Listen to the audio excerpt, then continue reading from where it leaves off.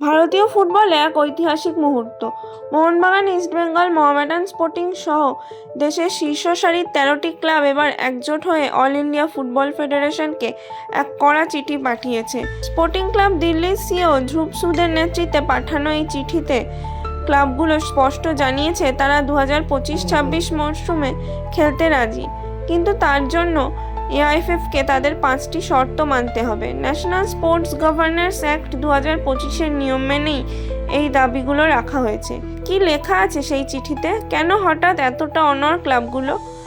আজকের ভিডিওতে আমরা সেটাই বিস্তারিত জানব। এই চিঠির মূল বিষয়বস্তু হলো টাকা এবং দায়িত্ব।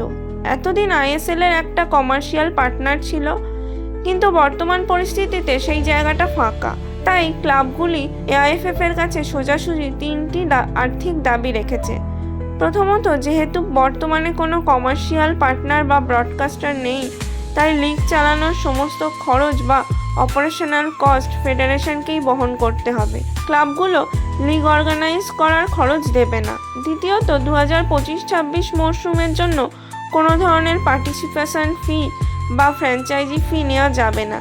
যেহেতু লিগের ফরম্যাট ছোট হচ্ছে এবং কোনো নিশ্চিত আয়ের রাস্তা নেই, তাই ক্লাবগুলোর ওপর এই বাড়তি বোঝা চাপানো যাবে না। তৃতীয়ত, কস্ট অ্যালোকেশন বা খরচের ভাগ। ক্লাবগুলো স্পষ্ট বলেছে তারা শুধুমাত্র তাদের নিজেদের দলের খরচ, অর্থাৎ প্লেয়ারদের বেতন, ট্রাভেল এবং হোটেলের খরচ বহন করবে, কিন্তু লিগ আয়োজনের বড় খরচগুলো এআইএফএফকেই মেটাতে হবে। নতুন আইনে ক্লাবগুলোকে কোনো অনির্দিষ্ট আর্থিক ঝুঁকির মুখে ফেলা যাবে না।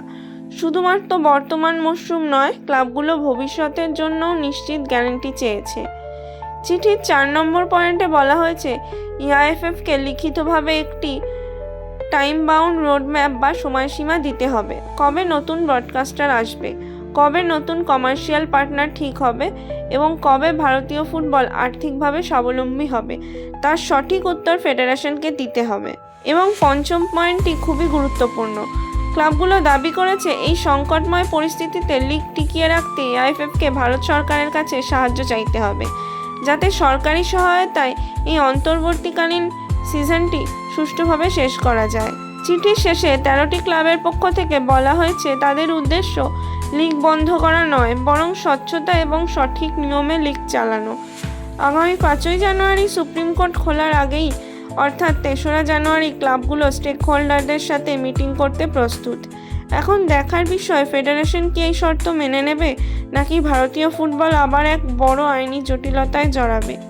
আপনারা কি মনে করেন, ক্লাবগুলোর এই দাবি কি সঠিক? কমেন্টে অবশ্যই জানান এবং ভারতীয় ফুটবলের সব আপডেট পেতে চোখ রাখুন আমাদের চ্যানেলে।